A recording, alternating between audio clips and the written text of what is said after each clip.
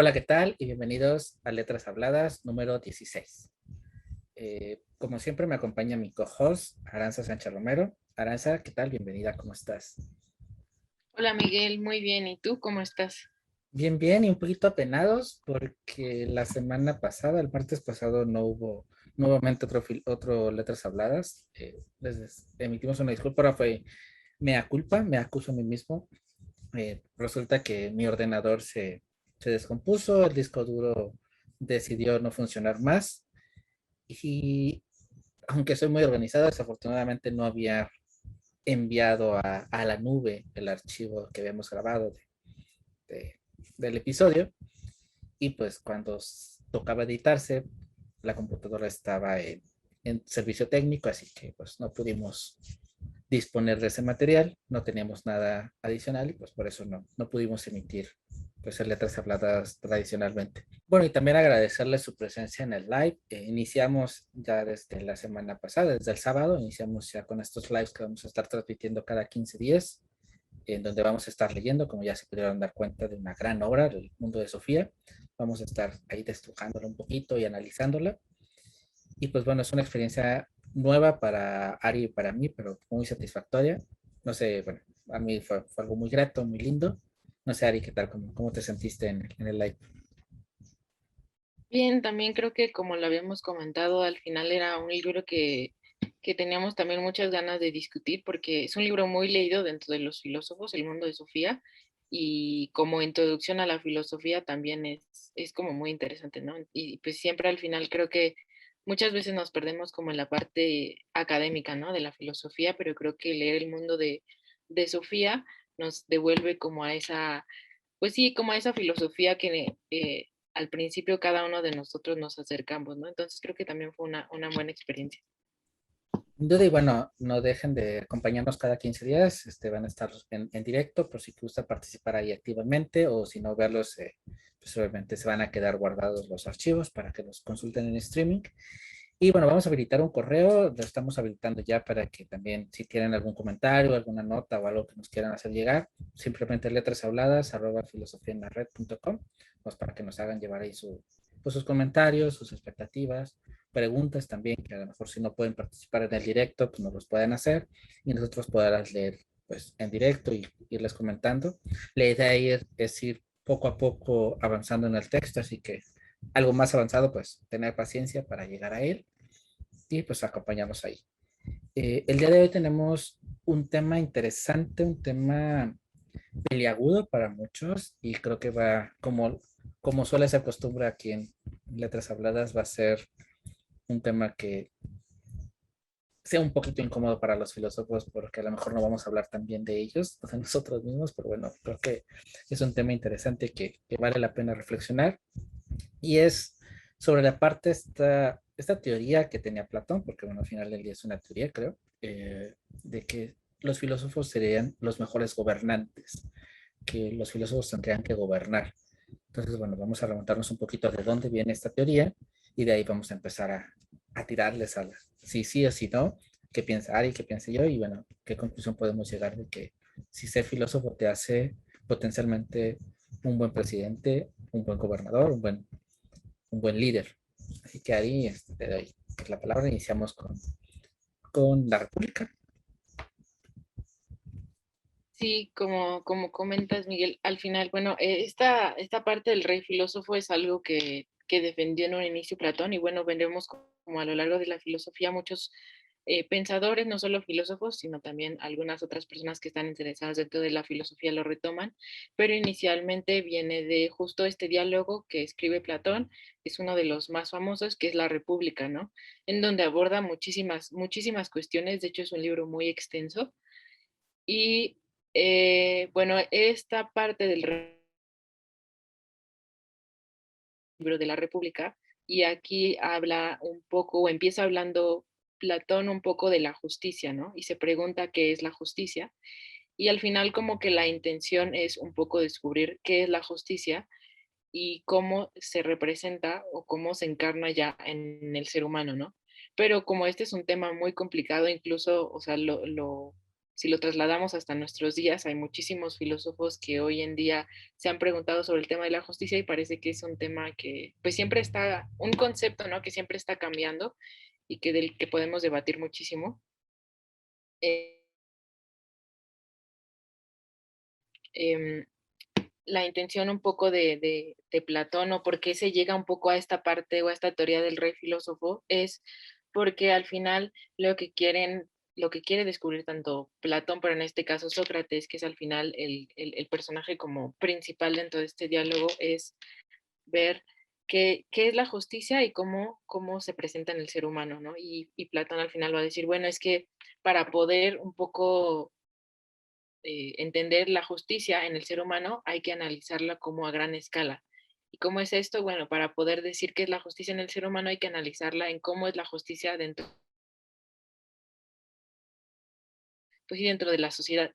Y entonces empiezan a hacer este análisis de cómo se divide la ciudad o de cómo se divide la polis y cómo debe estructurarse para que funcione. Y es así como lo dividen en tres partes y en donde al final la sociedad para que funcione tiene que estar dividida en tres sectores, que son, bueno, primero sabemos que están los artesanos, después los guerreros y los gobernantes. Y los gobernantes, de acuerdo a la teoría de Platón, lo tienen que ocupar especialmente los filósofos, porque solo ellos conocen la idea como tal de lo que es el bien y solo así podemos garantizar que pues sí, la polis funcione bien, ¿no? Y al final esto lo va a trasladar a la parte del alma y va a decir que, bueno, al igual que con la polis, el alma se divide en tres partes. Entonces, pues como dice Miguel, creo que es un tema que puede polarizar un poco porque al final esta idea o esta rey filósofo, trasladada quizá a hoy día, siglo XXI, podría ser un poco cuestionable, ¿no? E incluso también en aquella época podríamos cuestionar un poco qué tanto, eh, pues quizás sería acertado que un filósofo gobernara o qué implica, ¿no?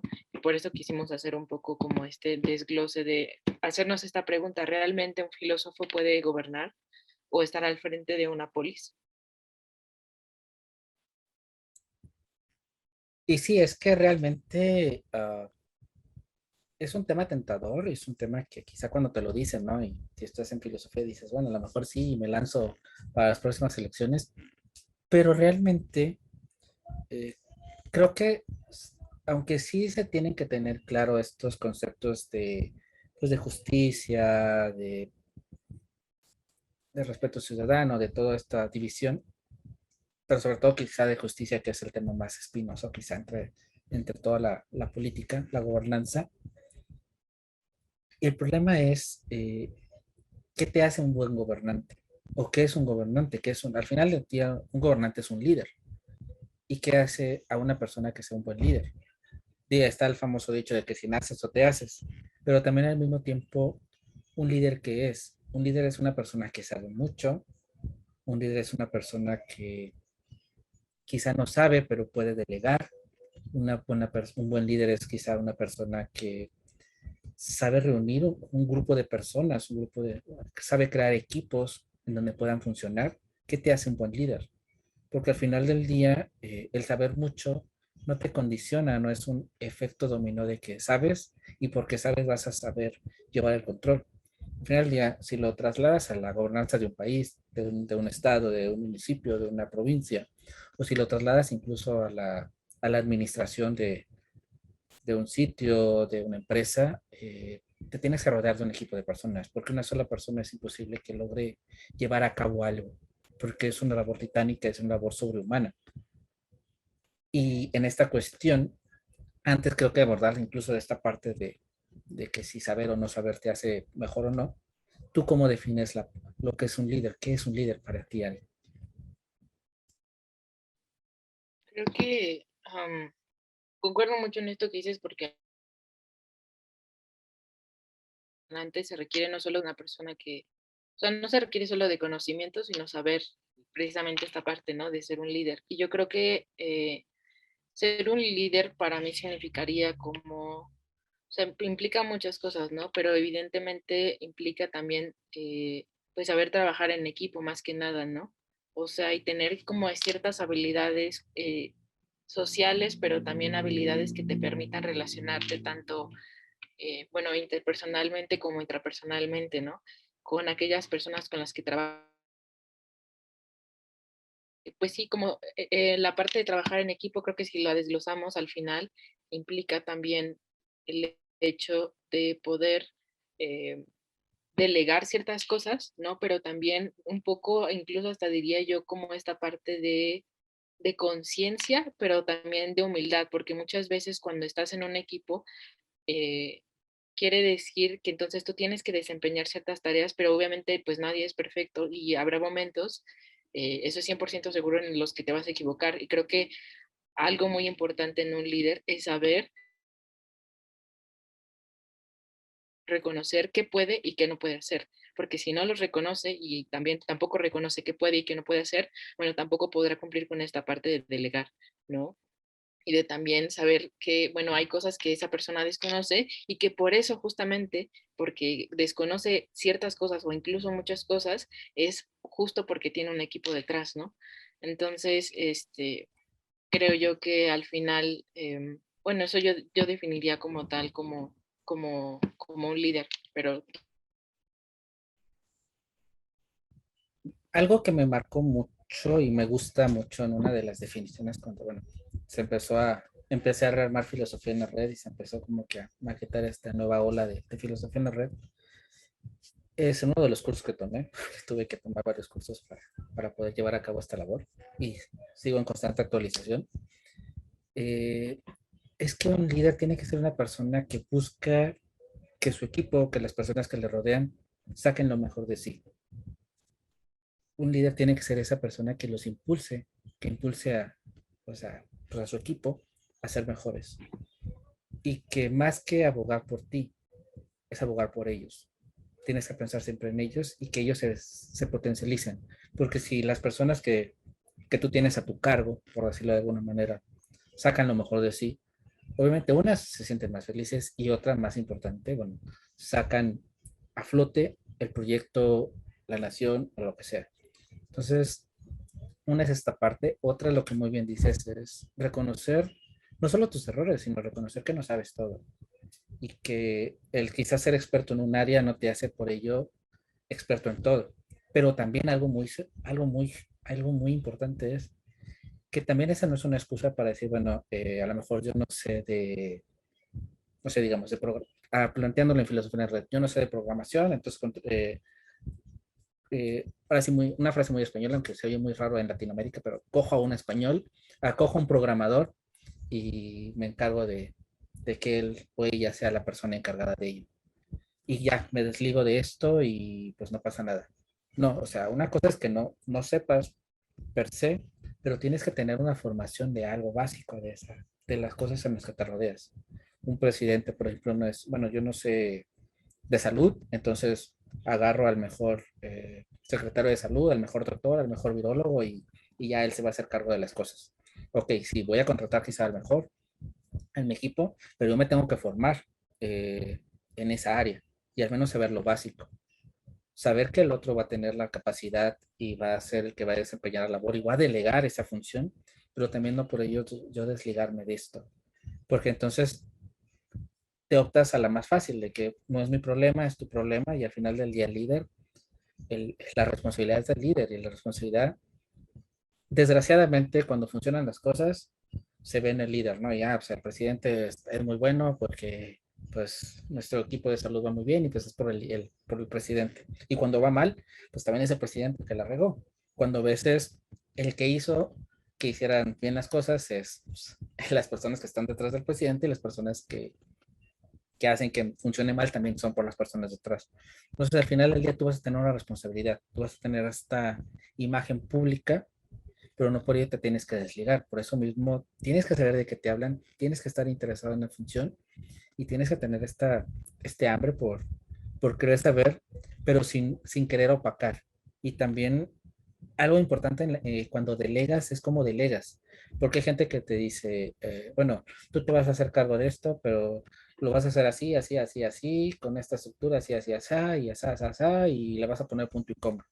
Y delegar es realmente también dejar un poco en libertad o mucho en libertad a las personas, porque entonces les das realmente esa confianza de confío en mí, me dan esa confianza, me dan ese apoyo y yo lo voy a hacer lo mejor, porque entonces simplemente vas a ser un líder que estás opacando, que estás ahí encima, que estás, y eso no va, o sea, y cuesta delegar, para muchas personas cuesta delegar, es algo que no cualquier persona puede liderar, no cualquier persona puede ser alguien que se lleve a cabo, porque también otra cuestión, y aunque si era la figura o la imagen pública o la imagen que se ve, al final del día también, ay, se me fue la idea, espérame, cortas esto. Al, al final del día, eh, tienes que dejar que las otras personas floten y tú no flotar. Y eso es algo, tienes que tener mucha humildad de dejar que los otros sobresalgan, de permitir que los otros resalten y que a lo mejor muchas veces no te vas, o sea, a lo mejor muchas cosas, muchas veces sí te vas a ver, pero muchas otras tantas no. Y no porque no te veas no quiere decir que no estés haciendo bien las cosas, al contrario, si no te ves es porque van bien las cosas.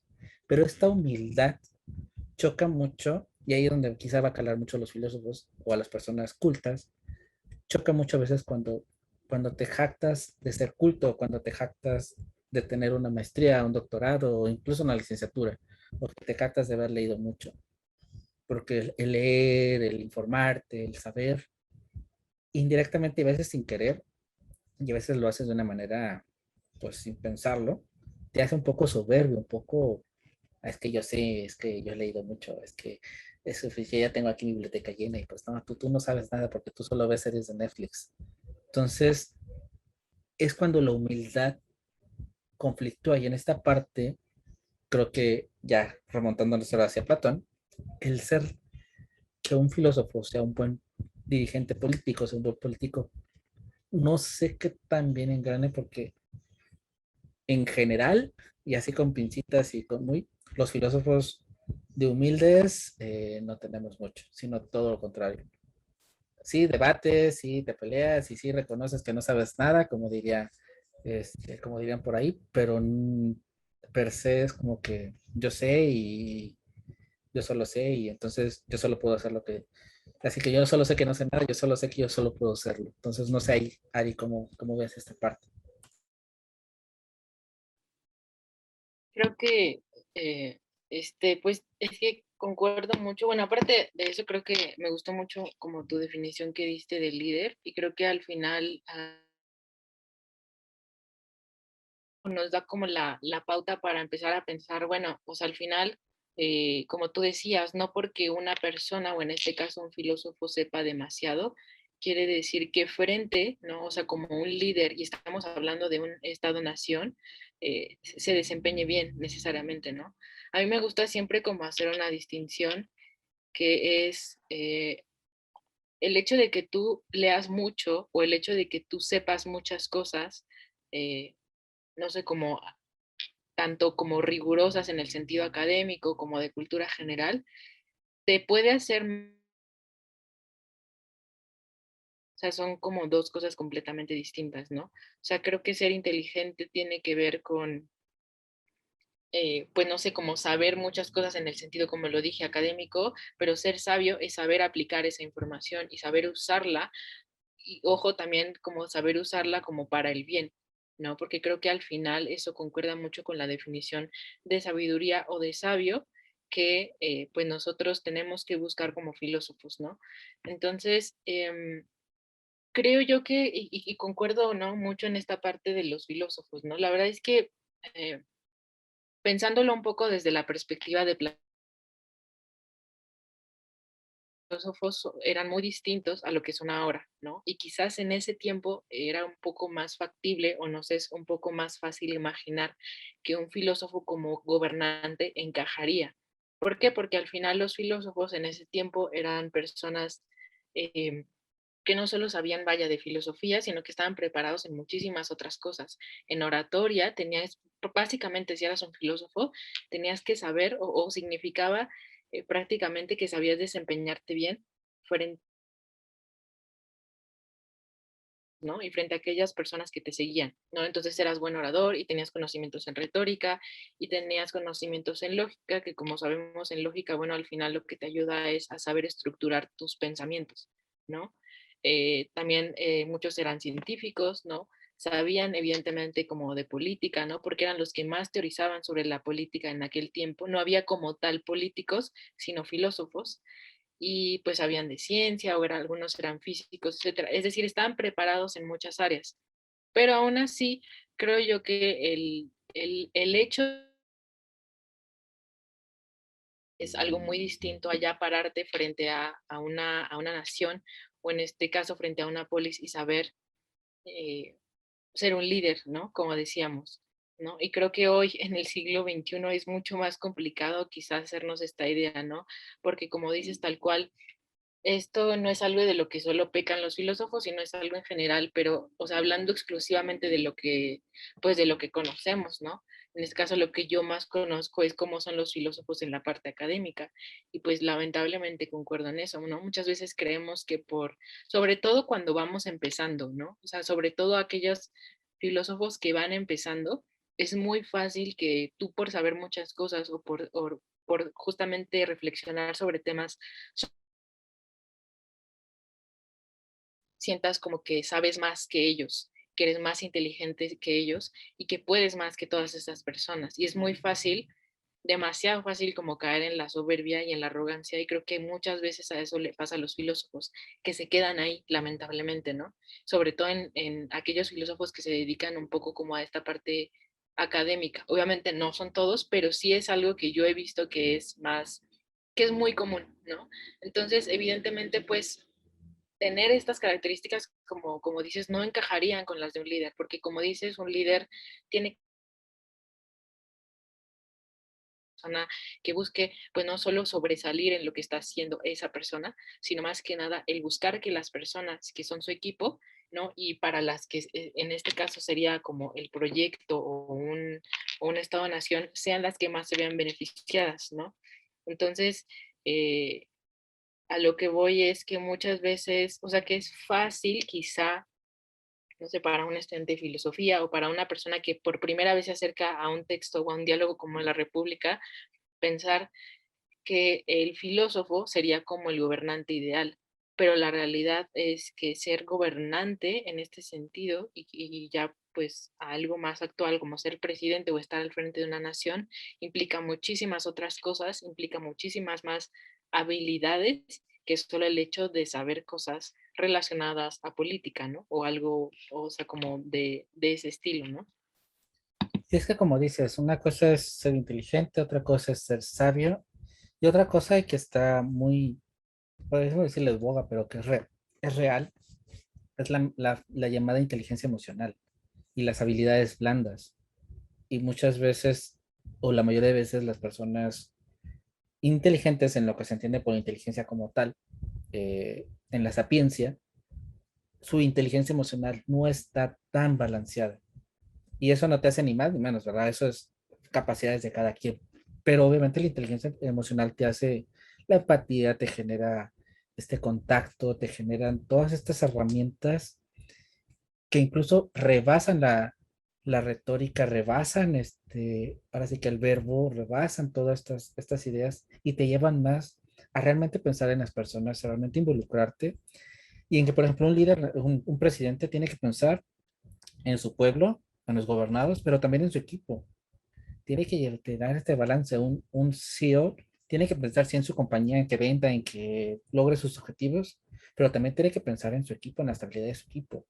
No puedes dejarte llevar y eso quizá alguien que opta más por la sapiencia o que tiene más capacidades en la inteligencia tradicional, por llamarlo de alguna manera, pues sí te vas a que, bueno, tienes ciertos objetivos, tienes ciertas métricas, tienes que llegar a tantas ventas o a levantar el PIB si eres presidente, pero a nivel interno, a nivel empresa, a nivel país, a nivel tu equipo, tu gabinete, te pierdes en que, bueno, tú estás contratado por esto y entonces me tienes que rendir en esto y nada más tienes que funcionar en esto y separas.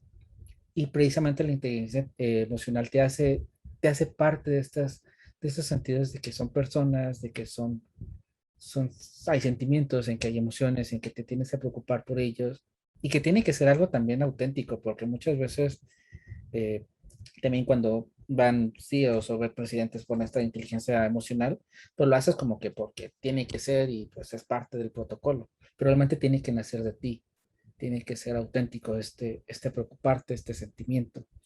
Y no todas las personas tienen estas habilidades, así como hay personas muy inteligentes y se aprenden la Constitución de cabo a rabo y te recitan los artículos de la Constitución.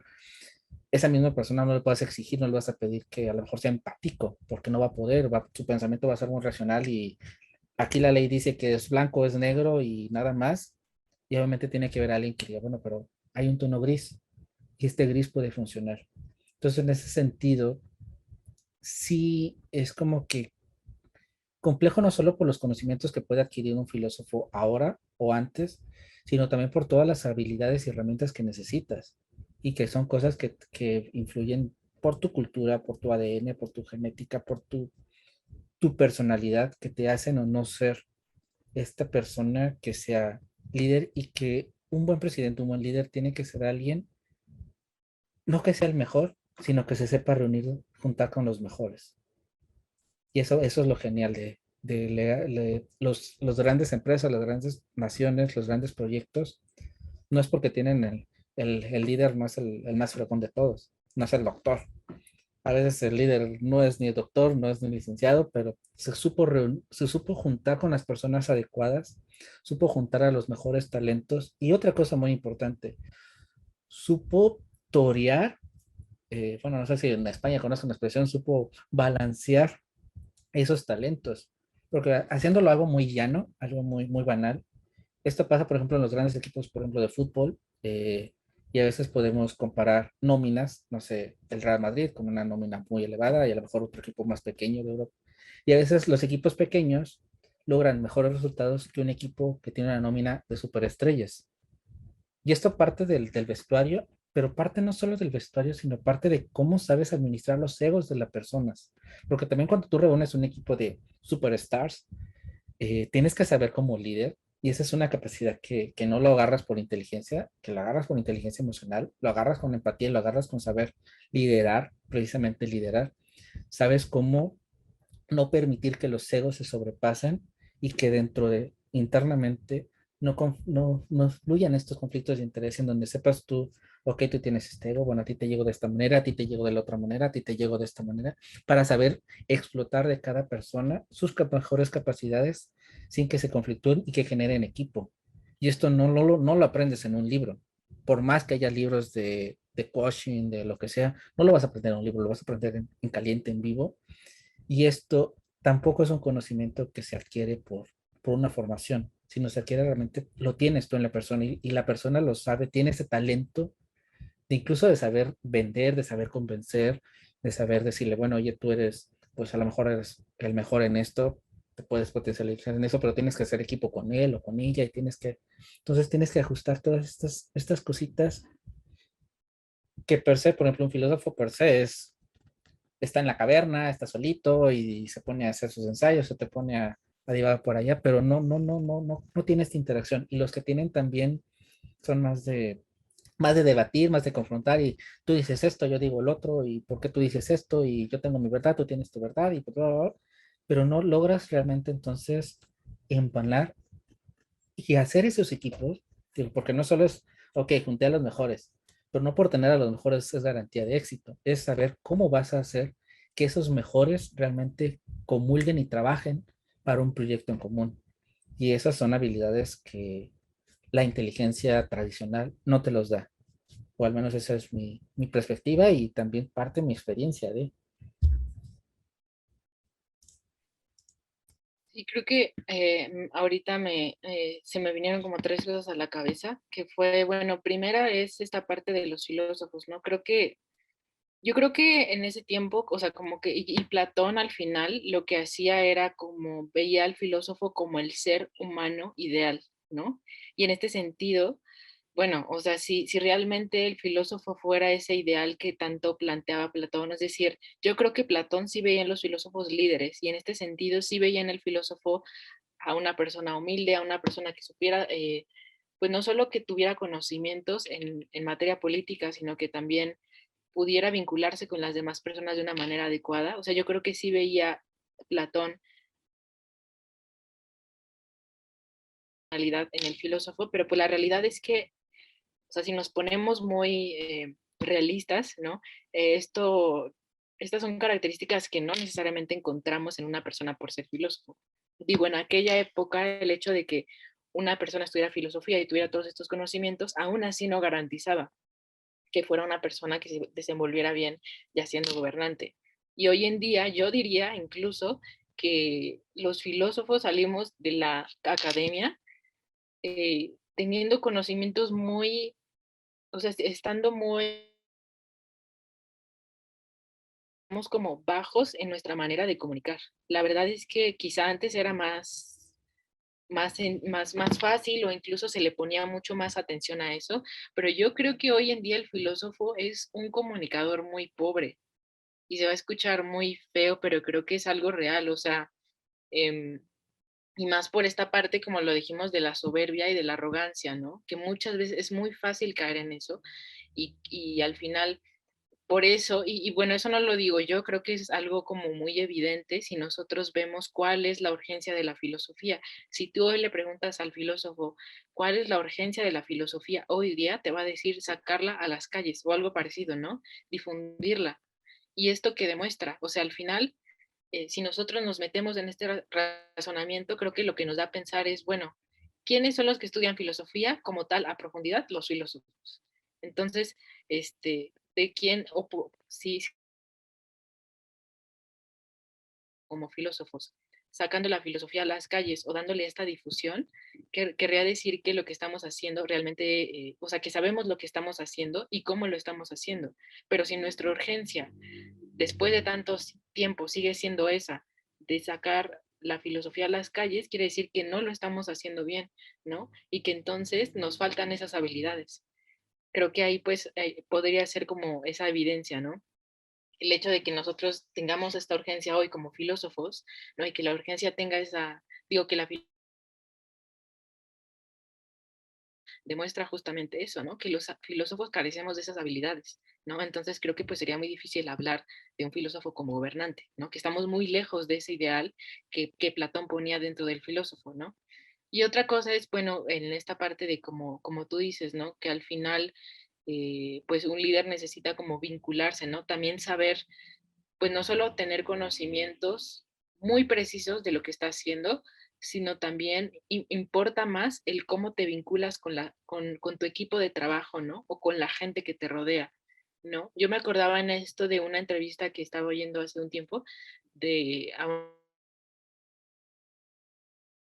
es de Guadalajara, que tiene unas pastelerías muy famosas que no, la verdad no recuerdo el nombre o no sé si tal cual es como Marisa Lazo de sus pastelerías, y le estaban haciendo una entrevista de esto y ella decía que ella era muy mala con los números, ¿no? O sea, dijo, yo jamás me meto con la parte de los números y es una empresaria, estamos hablando de que es una empresaria, ¿no? Y ella decía, y al final la gente que me apoya en esa parte son las personas de las que me he sabido rodear. Y dijo, y a mí lo que me ha llevado al triunfo, ¿no? A ser una persona exitosa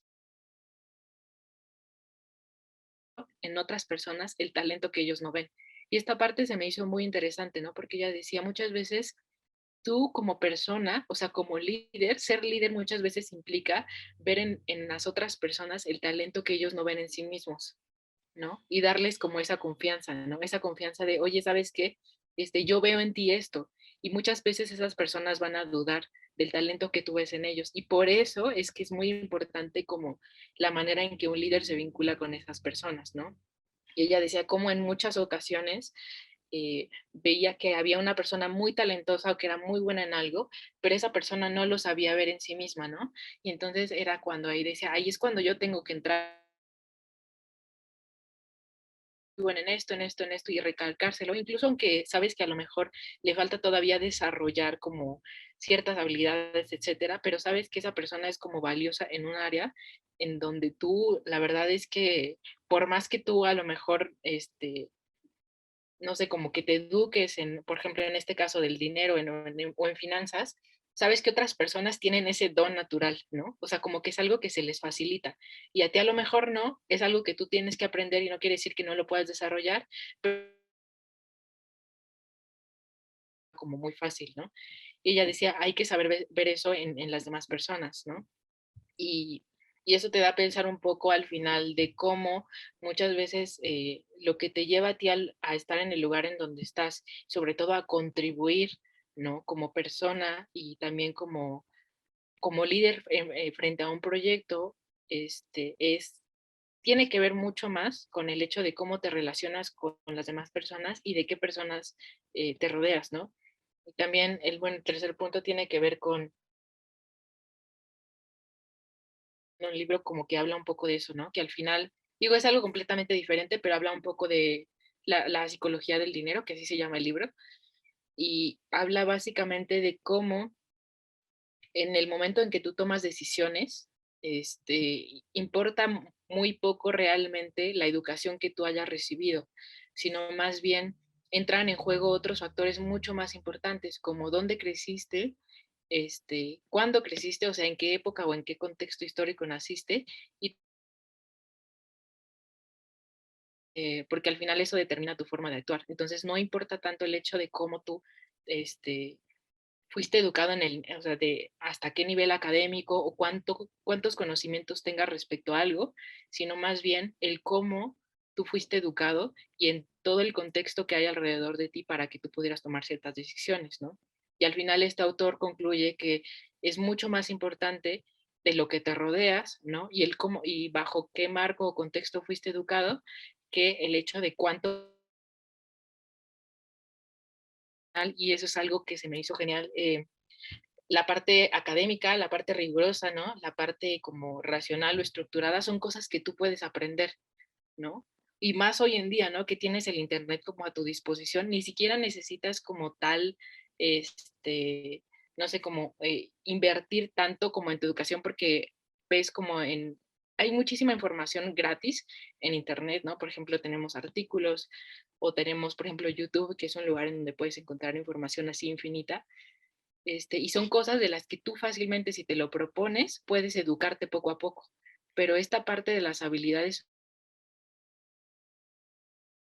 un buen líder o incluso todo el bagaje cultural e histórico que tú tengas respecto a un tema, de tus creencias limitantes o no, son cosas que no tan fácil puedes tú ir aprendiendo, sino solo con la experiencia, ¿no? Entonces importa muchísimo más como tu perspectiva y tu posición respecto a algo que el hecho de que tú puedas aprender algo, ¿no? Que a lo mejor te va a tomar, no sé, unos 3 meses o 2 meses, pero va a ser mucho más fácil adquirir ese conocimiento, la parte académica, la parte rigurosa, que pues todas estas habilidades sociales, que al final solo sea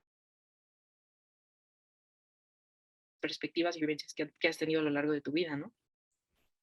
Rescato la parte que dices de lo de Marisa, porque por eso, bueno, como que autogol, pero por eso hay tantos filtros a veces en filosofía en la red, porque no se trata solo de ver una curricular, de ver que el interesado o la interesada es X o Y de formación, sino que hay un análisis tras, hay un análisis personal del candidato, de la candidata, de lo que hace, de cómo lo hace. Incluso a muchos se les pide siempre que manden un artículo, que manden algo que han hecho. ¿Por qué? Porque es conociendo su estilo, conociendo la manera en cómo se expresan, viendo sus perfiles de redes sociales, viendo quiénes son. Todo eso te lleva a descubrir a la persona y a encontrar precisamente esos pequeños huecos, entre comillas, que al final del día nutren en filosofía en la red y hacen que sea como que seamos lo que seamos, ¿no? Entonces, esa es como connotación aparte de verlo mejor. También algo interesante de lo que mencionas y se me hizo pensar mucho en los Steves de Apple, como por ejemplo Steve Jobs y Wozniak, como por ejemplo Steve Jobs no tenía ni la menor idea de cómo era programar ni cómo era diseñar, pero montó un imperio, ¿no? Y era porque hacía este equipo, esta mancuerna con el otro Steve. El otro Steve era el que hacía el diseño, el que hacía que funcionara, pero Steve Jobs tenía el talento de ver cómo se veía bonito de ser muy obsesivo. Y en esta stand-up McQuarnas lograron lo que lograron. Si separas a uno o al otro, Wozniak no hubiera hecho Apple, por más eficiente que hayan sido sus diseños, porque no tenía esta ambición, esta hambre competitiva, este deseo por hacer dinero. Eran más el friki de los 70s que solo quería programar y hacer sus rollos.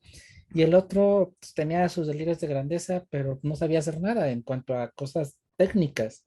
Pero fue a partir de esta unión, esta fusión de dos talentos que lograron desempeñar. Si los separas, Apple no hubiera nacido. Entonces creo que como precisamente estos talentos, esta unión, esta simbiosis que se logra con estas personas perfectas y idóneas, es lo que hace que se cadenen las cosas.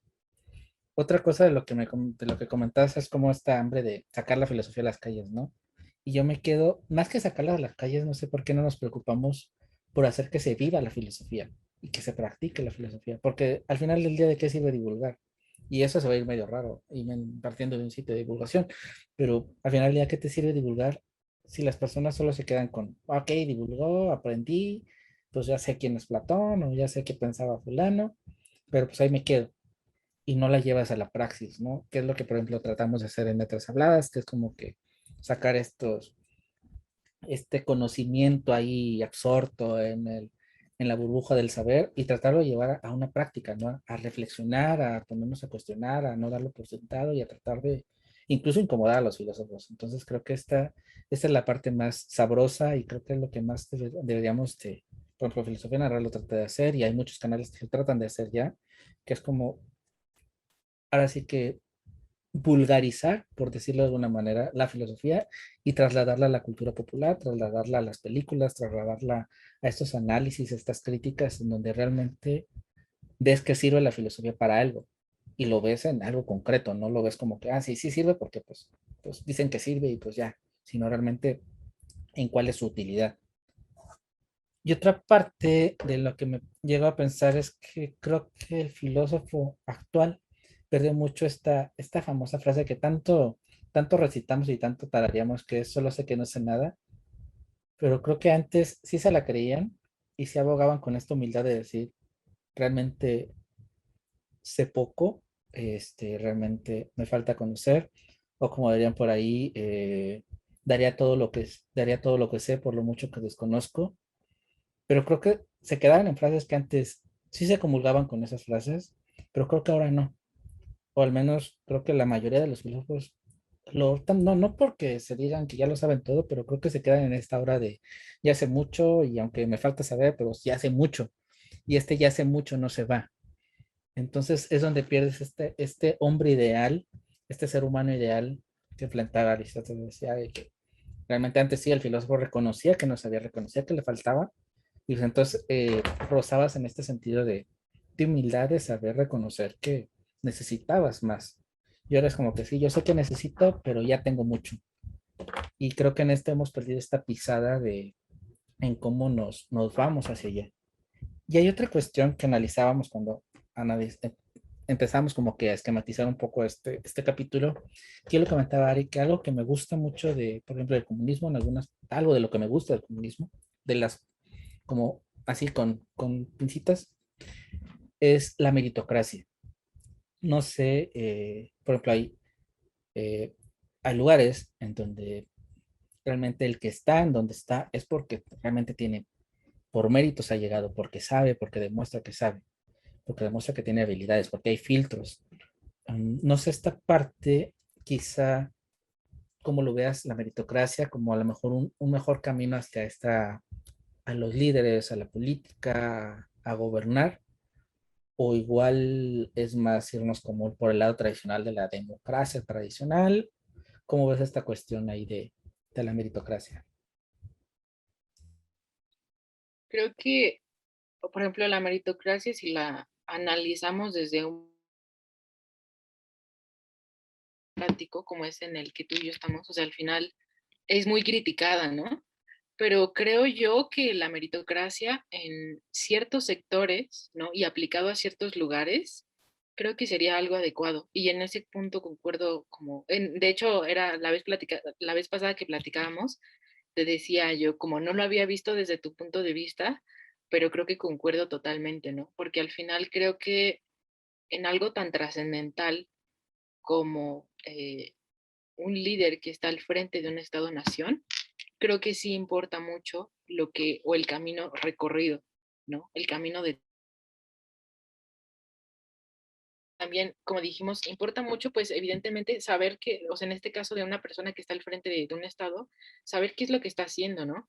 Saber a dónde se está metiendo, saber evidentemente todo lo relacionado en materia política, económica, social, etcétera. O sea, todo lo que implica el llevar o el estar al frente de un estado, nación, y el también el cómo se desenvuelve, ¿no? Frente a, pues sí, frente, no solo frente a una persona, ¿no? Sino ya estamos hablando de una población, ¿no? Entonces, creo que en este sentido la meritocracia sí habría, a mi punto de vista, es algo valioso a rescatar cuando estamos hablando, pues, de algo tan importante, ¿no? Como es el hecho de gobernar. Ahí sí creo que la verdad es algo muy rescatable en esta parte del socialismo y creo que sí deberíamos de contemplarlo, ¿no? A lo mejor quizás sería un poco cuestionable, ¿no? Pero creo que en algo así, en algo tan importante y sobre todo cuando en tus manos están la vida de millones de personas y la calidad de vida de millones de personas, creo que sí sería importante como replantearnos esto y a lo mejor sí, sí, pues tomarle la palabra, ¿no? Un poco a esta parte del socialismo y de la meritocracia. Se me ocurre una fusión como, ahí como, iría poniéndonos teóricos. Esta parte, por ejemplo, yo lo veo mucho en psicología organizacional, de ahorita cómo se manejan los test psicológicos, los test de actitudes, los test de simulaciones, incluso que se hacen ya en muchas empresas para, te simulan, te presentan escenarios en qué harías si ves un gato en el árbol, no sé, por ejemplo, que ves un gato en el árbol, lo bajarías si ves por una escalera, o sea, cosas que a veces puedes sentir tontas, pero que al final del día te sacan un poquito tu personalidad, test de personalidad, de obviamente simulaciones, pero creo que quizá una combinación de saberes, de tus méritos como persona y de incluso estas personalidades de cómo actuarías en ciertos escenarios. Creo que es generar estos filtros para los políticos, al menos a mí se me haría mucho. Yo rescataba el otro día en Instagram, por ejemplo, publiqué en una historia en mi Instagram personal que 52 de los 500 diputados tienen o bachillerato o secundaria trunca. Y es algo que creo que espanta en el sentido de cómo las personas que van a hacer las leyes, pues no tienen ni la educación que muchas empresas para barrer y trapear están pidiendo mínimo ya que las personas, que sus empleados tengan al menos bachillerato terminado. O sea, ya antes era la secundaria, ahorita, hoy día, no sé, el 80-70% de las empresas, al menos aquí en México, piden dentro de sus requisitos que el barrendero tenga bachillerato terminado. Entonces, como si para barrer y trapear ocupas tener bachillerato, para entrar a una Cámara de Diputados puedas entrar con bachillerato trunco o con secundaria trunca. Entonces, creo que, o sea, cosas así tan elementales, creo que a lo mejor hacer esos filtrados de, sí, formación académica, capacidad de liderazgo, manejo de emociones, inteligencia emocional, todas estas cosas combinadas con la meritocracia, qué has hecho, qué no has hecho, y obviamente que vayas escalando y que realmente como la meritocracia va, o sea, tienes que demostrar que pudiste liderar a 5 personas para entonces aspirar a liderar a 10 y después a 20, a 30, así. Creo que llegándonos a esos filtros sería quizá una buena, al menos a mi ver, una buena manera de no conseguir al líder ideal, porque creo que eso sería utópico, no hay líderes ideales. Al final del día todos somos humanos y todos vamos a tener errores y aciertos, pero sí quizá encontrar las personas más adecuadas para llevar a cabo decisiones tan relevantes como mencionas tú y de calidad de vida, sobre todo, que nos afectan a todos y a todas. No sé esa parte, bueno, no sé de la secundaria, del bachillerato, de esas cosas, ¿cómo lo ves? Ya seguimos con los líderes ahí. No, creo que tal cual como dices, o sea, sí ver ese porcentaje y sobre todo, o sea, en nuestro país creo que sí espanta el ver cómo tantas personas que están, o sea, que tienen puestos importantes dentro del gobierno, estamos hablando de diputados, de legisladores, que tengan esos estudios sí espanta. No nos espantaría, y aquí es, o sea, como importante hacer esa distinción, ¿no? Yo creo que ni a ti ni a mí nos espantaría si realmente viéramos que está funcionando, ¿no? O sea, que todo se mueve bien, pero vemos que todo va al contrario, ¿no? Entonces aquí, o sea, yo creo que sería muy distinto, porque al final creo que si nosotros nos vamos a una escala global, eh, estamos viendo, o incluso estamos hablando de líderes o de personas que son un referente muy importante, tanto, o sea, como empresarios, como personas dedicadas a la tecnología, ¿no? Que no terminaron sus estudios universitarios, ¿no? Que no terminaron su educación, pues, universitaria o académica, y que sobresalieron, ¿no? O sea, aquí lo importante es decir, y muchas personas están optando por ese camino, ¿no? De que no terminan sus estudios universitarios, vaya en una institución, pero sí empiezan a realizar estudios por aparte. Y creo que aquí es de decir, bueno, hay personas a las que definitivamente eso les funciona, ¿no? Y a lo mejor no es tan importante como poner esta parte de estudios, eh, o sea, determinar los estudios de manera institucional. Me refiero a que no a todas las personas les funciona, ¿no? Pero creo que si estamos viendo que esas cosas, por ejemplo, en nuestro determinado contexto cultural y evidentemente en nuestro país no está funcionando, pues como tú dices, sí da mucho que pensar, ¿no? Si fuera al revés, si fuera que a pesar como de este porcentaje, las personas se ve que están sobresaliendo y que realmente están llevando el país a un buen lugar y nivel o la calidad de vida en muchísimos sectores, pues obviamente nuestra forma de pensar sería otra, ¿no? Pero pues al ver todas estas cosas nos damos cuenta de que no está funcionando, ¿no? Y entonces hay que poner como, pues no dejar de señalar ese tipo de cuestiones y al final pues, pues decir, bueno, no quiere decir que en este caso, no porque una persona a lo mejor no terminó eh, sus estudios universitarios, ya inmediatamente debamos tacharla y catalogarla, ¿no? Pero vuelve, ¿no? Y al final las personas que están optando por ese estilo de vida o esa forma de vida, creo que al final siempre es con la intención de emprender cosas en otros rubros o en otros ámbitos, pero siempre están en constante preparación, ¿no? A lo mejor de otra forma, a lo mejor no de forma institucional, ¿no? Porque como, o sea, vuelvo como a este tema, ¿no? Y también como lo han señalado como muchos educadores, ¿no?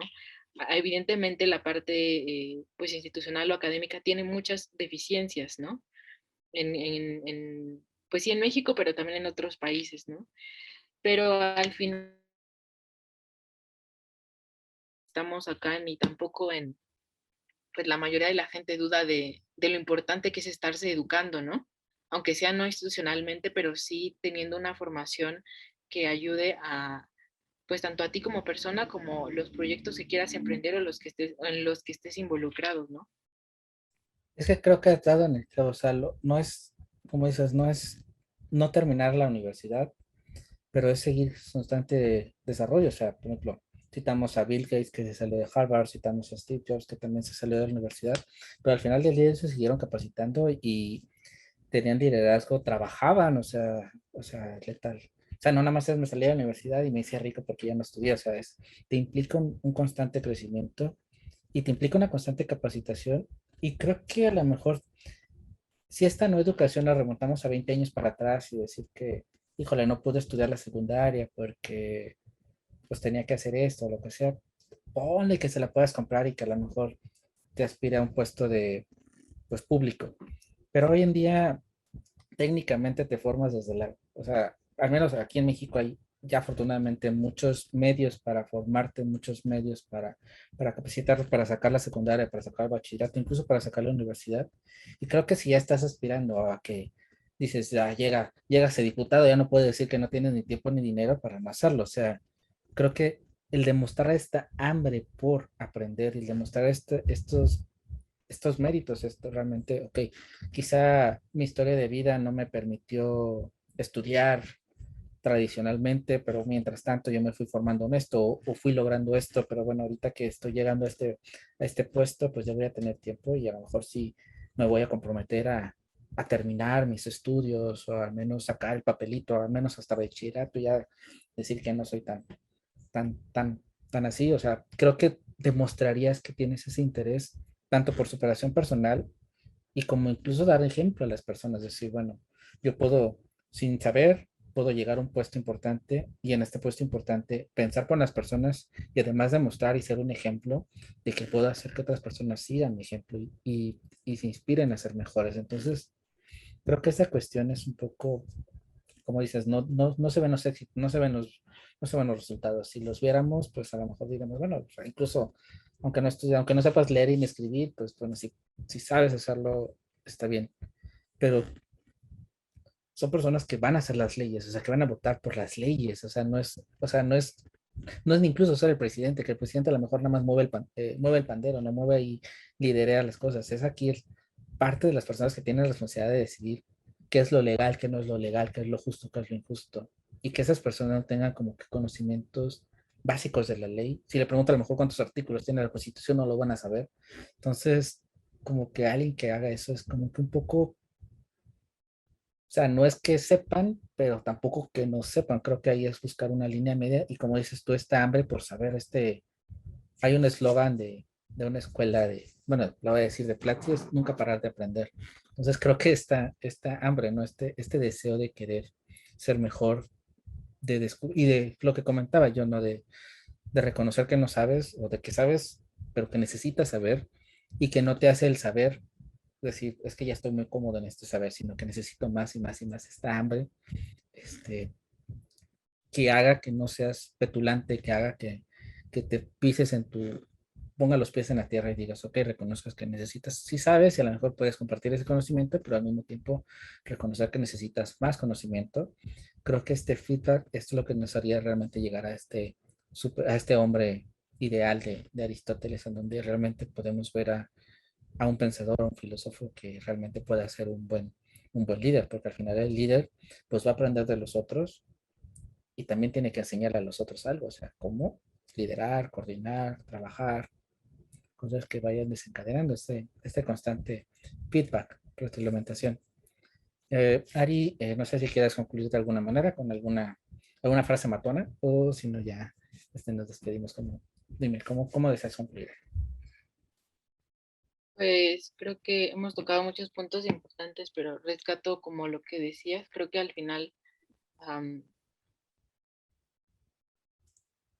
ideal que se planteaba, ¿no? En la República o el gobernante ideal, pues no necesariamente tiene que ser un filósofo, ¿no? Creo que implica muchas otras cosas, o sea, me refiero a que evidentemente un filósofo puede tener estas características que necesita un líder o un gobernante, pero también las puede tener una persona que no estudió filosofía, un arquitecto o alguien que a lo mejor estudia economía, etcétera. O sea, no hay como tal un solo perfil, por así decirlo. O sea, no podemos decir que porque una persona estudió filosofía,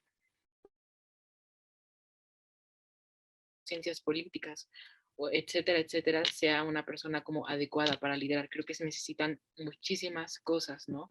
Y creo que esa persona, incluso ya una persona que digamos, esta persona puede estar, puede ser un líder bueno, ¿no? Frente a un Estado, creo que al final todos concordaríamos en que aún así esta persona tiene que estar siempre, ¿no? En constante desarrollo personal, pero también tiene que estar actualizado en lo que pasa, ¿no? Y tiene que estar preparado para prever situaciones que a lo mejor en un principio, pues uno nunca está como, o sea, nunca las tiene como en el radar, ¿no? O sea, tan solo nos ponemos a pensar como en todos los países que han tenido que pensar en estrategias para poder hacerle frente a la pandemia, ¿no? Creo que en la vida yo creo que les pasaba a alguno de ellos que podía experimentar algo así, ¿no? Y creo que es eso, ¿no? O sea, un líder siempre tiene que estar preparado para retos, que incluso en su momento, ¿no? Nunca se le había pasado que podía enfrentar.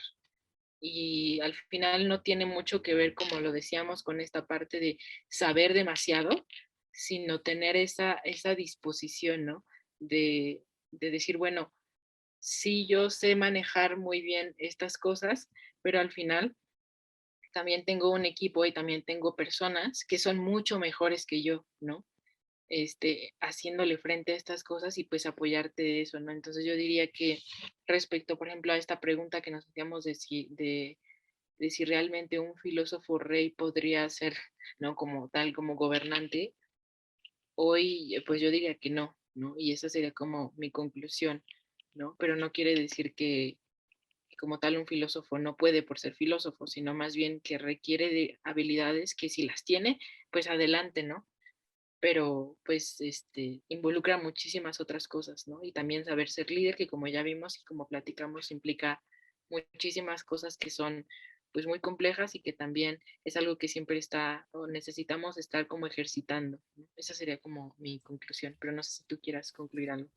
Sí, yo cuando, no, le mando saludos a una amiga abogada, Beatriz Agüero, cuando me platicó eso, ella está estudiando un máster, algo está estudiando ahorita de política, y me lo platicó en un chat. Yo nada más me reí y le dije, ni sabes ni lo que estás deseando, porque los filósofos estamos muy locos. Entonces, creo que mejor ni lo decías porque no va por ahí. Creo que esa es para mí sería la conclusión. O sea, y una loquera en el buen sentido, pero al final del día creo que estamos medios locochones. Así que, como dices, creo que no te desacreditas el filósofo para ser un buen gobernante, un buen líder, porque necesitas esas habilidades externas y que cualquier persona puede tener, y que simplemente es saberse rodear de las mejores personas y de ser humilde para reconocer que te vas a rodear de mejores personas. Va a haber personas que van a saber más de ti, pero que al final del día eso es lo que te puede llevar a un proyecto, a una nación, a ser mejor. El que sepas tú en humildad reconocer que necesitas a otros y que los ayudes a ser mejores a ellos, más que a ti mismo. Porque si ellos son mejores, si ellos triunfan, si ellos tienen éxito, consecuentemente, indirectamente, el proyecto o la nación va a tener éxito. Y simplemente tú te quedas como ese líder que tienes que estar debajo del radar, pero estar en el radar. Si no te notas como líder, es que estás haciendo bien las cosas. Entonces creo que yo me quedaría con esa reflexión. Y bueno, el siguiente tema se viene muy, muy interesante. Estamos en una onda muy sapiencial, así que Ari, ¿cuál va a ser el tema de la siguiente semana? Bueno, tenemos pensado que para la siguiente semana podemos abordar un tema que es muy interesante también, que es el cómo a lo largo de la historia, ¿no? Han pues surgido como este tipo de movimientos o estas acciones que ha llevado al ser humano a actuar como de manera impulsiva y ha desencadenado como en una pérdida del conocimiento, ¿no? Y nos estamos aquí refiriendo específicamente a la quema de libros que ha sucedido como a lo largo de toda la historia, ¿no? Es algo característico que se ha dado, si bien frente a distintos tipos de movimientos o revoluciones, es algo que siempre ha pasado y se ha perpetuado, ¿no? Incluso hasta hoy en día, ¿no? Quizá el referente más marcado o característico que tenemos es lo que nosotros frecuentemente escuchamos con la pérdida de la biblioteca en Alejandría, ¿no? Que al final, pues, hay muchísimos mitos y muchísimas cosas que queremos como desenmarañar a partir de ese suceso, pero también pues han surgido como muchísimo este tipo pues de movimientos, de acciones, de quemas de libros que al final pues representan una pérdida importante, ¿no? Para la humanidad, ¿no? Porque como sabemos, pues en muchas ocasiones en estas bibliotecas o incluso en estos espacios en donde se almacenaban los libros, hay muchísimos testimonios y pues incluso muchísimas como narraciones que cuentan que al final había muchos libros ahí que estaban y que eran copias únicas, ¿no? De algunos pensadores o de algunos filósofos o literatos, que pues al final tenemos que como conformarnos con el hecho de que son cosas que ya se perdieron para siempre, ¿no? Entonces queremos como abordarlo también como desde una perspectiva histórica y pensar un poco en qué representa, ¿no? Para, pues sí, para la como pérdida del conocimiento de que hoy enfrentamos. Y lo queremos abordar desde las dos perspectivas, desde la perspectiva de que han sido intencionales estas pérdidas, y también desde el sentido también de que algunas veces estas pérdidas han sido por catástrofes de la naturaleza o por incendios pues, no provocados. Entonces ver cómo estas dos aristas, balancearlas pues ponernos a cuestionar realmente qué tanto perdimos, qué tanto no perdimos o cómo lo perdimos. Y pues sin más, agradecerte, Ari, de nuevo que estés por acá. Y bueno, ahora sí esperemos que no haya ninguna falla técnica y que este episodio salga cuando tenga que salir. Los esperamos el próximo, bueno, la próxima semana en otras letras habladas y el 17, en 15 días, en nuestro siguiente live con, bueno, con las subsecuentes páginas del mundo de Sofía. Igual invitarlos a que si tienen alguna duda, alguna inquietud o nos quieren hacer alguna pregunta, bueno, mandarlo a letrashabladas@filosofia.com. De ahí, bueno, nos pueden hacer llegar todos sus comentarios y partiendo para allá. Pues muchísimas gracias, Ari. Pues estamos en comunicación y muchas gracias a todos y a todas ustedes que nos tienen paciencia de escucharnos a lo largo de una hora.